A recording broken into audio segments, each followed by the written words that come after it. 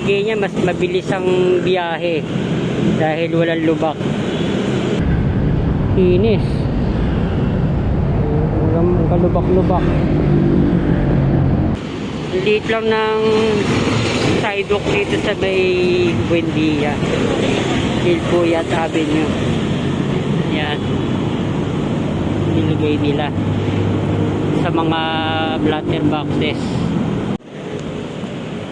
Sa northbound walang footbridge. Welcome back po ulit sa aming channel. Nasa ano rin tayo, head sa southbound. Nag-active tayo ng head sa rehab. Ito na yung hagdan ng MRT 3 Buendia Station. Nandito pa rin yung aso. February 2 na ngayon. Hindi naman nangangahon.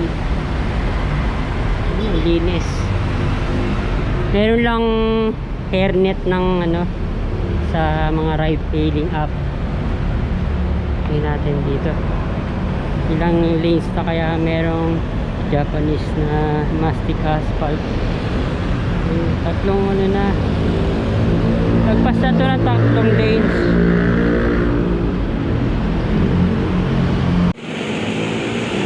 Itong tatlong lanes hindi pa pantay-pantay, uneven, ano pa to, surface pa. Isang ano na lang, isang lane na lang hindi nalalagyan. Yan ang pinaka outermost lane.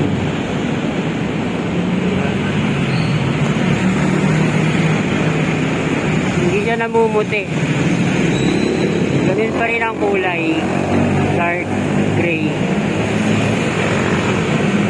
May mga ibang asfalto nag-iiba yung kulay. Ayan.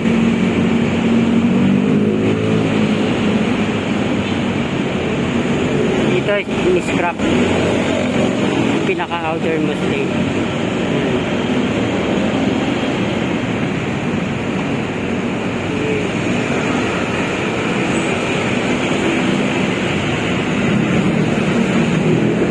Papunta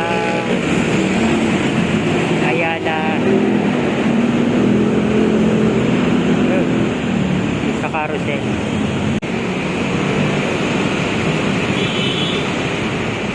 Ganda na tingnan.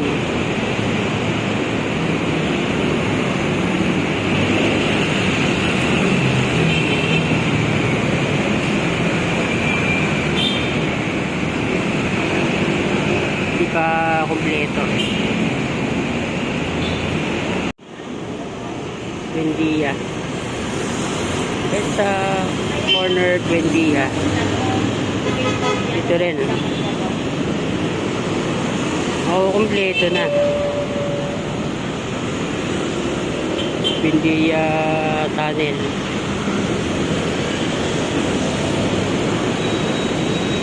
Sa carousel.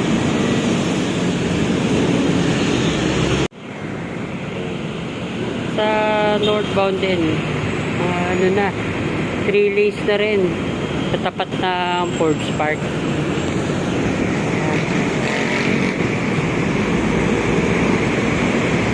Hindi pa rin pantay.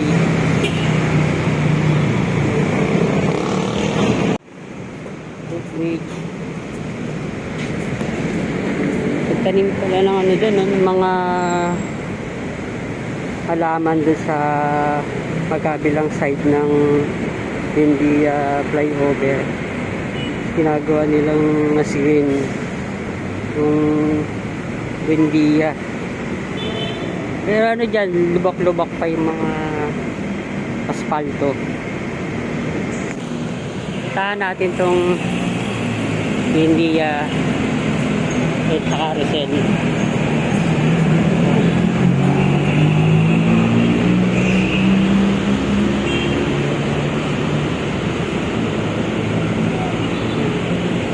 So doon hindi pa. Ito. Yan.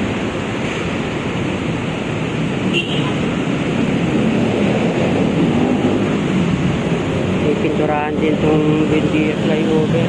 Naayos din. Yun. Sa northbound walang footbridge. Dito lang sa may gitna. Yan.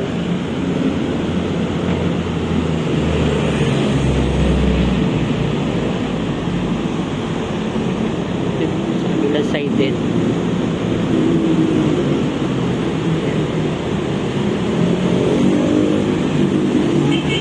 Pagi niya mas mabilis ang biyahe dahil walang lubak. Tanggal ang mga lubak sa EDSA.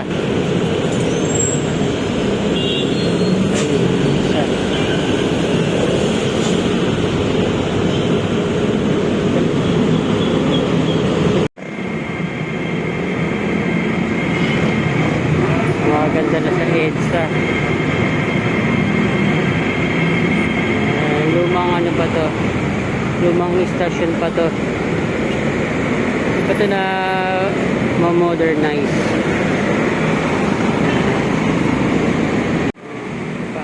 Wala pa. Ayan, may fountain. Mga dumadaan ano dyan, electric na jeep. Meron pa ano dyan, may isa pang fountain pa.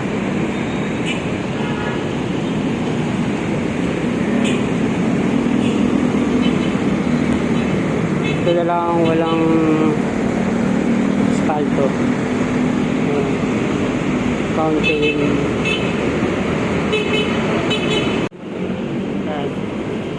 I-apply ito sa mga ibang hagdan.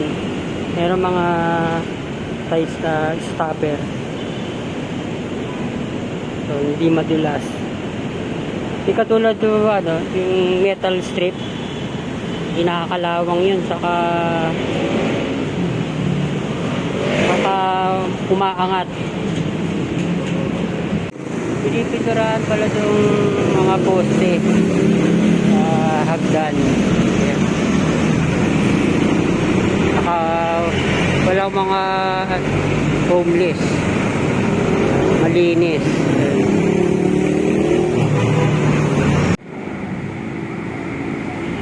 Ilalim ng Buendia flyover.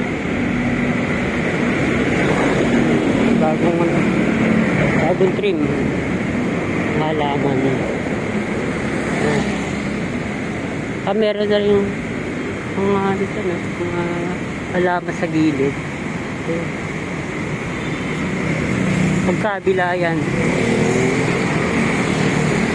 Sa isang fountain. Ayan. Nagaganda itong lugar. Hindi naman siya kawayan. Liit lang ng sidewalk dito sa may Buendia. Hilpuyat Avenue. Yan. Nilagay nila sa mga planter boxes. Vertical garden pa.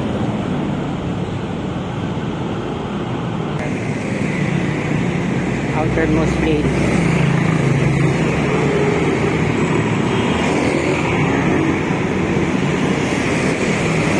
May mga puno naman, pero yung naka sidewalk ang ano na, naluma na. May vertical garden pa.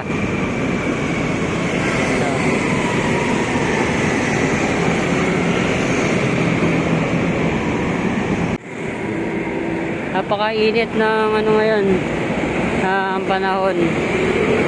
February pa lang to, kaya kailangan talaga mayroong mga puno dito sa EDSA. Hindi rin to malalakaran na maayos, o makakapag-bike. Tagaktak ang pawis dito.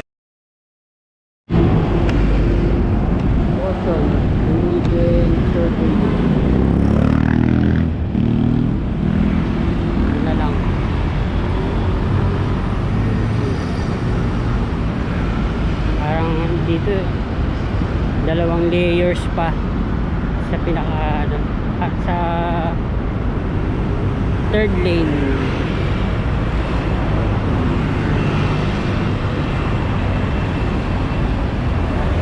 Makalubog pa yung drainage ko, drain bridge. Pagkalagpas doon, pantay na tong dalawa. Yun na lang ano, sa pinaka innermost lane ng mataas. Ito rin, hindi pa siya nakaangat. Iangat pa yan.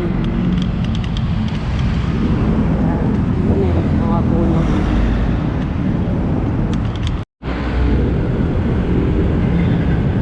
Inis. Ang kalubak-lubak.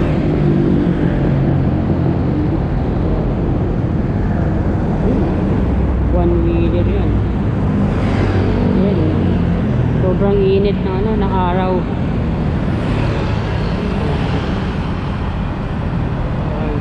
Luma yung dito.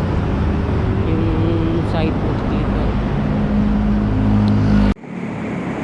Yung mga naglalakad, itis nila yung init dito sa EDSA. Sana talaga magkaroon ng mga puno sa rehab, rebuilding ng EDSA. Ito sa may papuntang Ayala Tunnel, Palto. Yun, may hernet.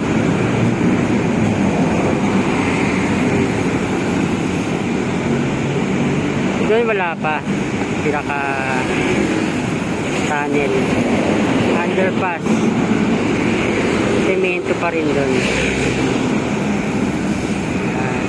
Ito meron na. Kaya hindi pa siya pantay. Pinakamataas doon sa innermost lane, pinaka makapal. Doon punta Ayala Avenue. Ganito pa rin halos, hindi pa nadagdagan dito, wala pa, ganito pa rin halos papuntang Ayala Avenue.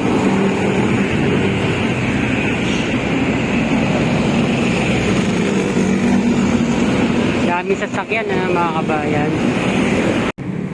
Ganito pa rin halos. Kaya pang bagong asfalto.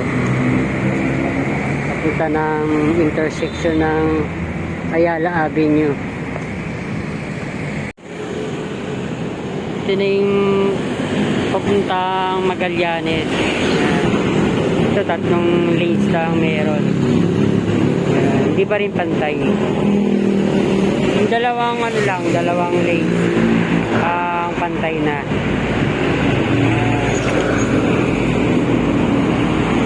Sobrang init.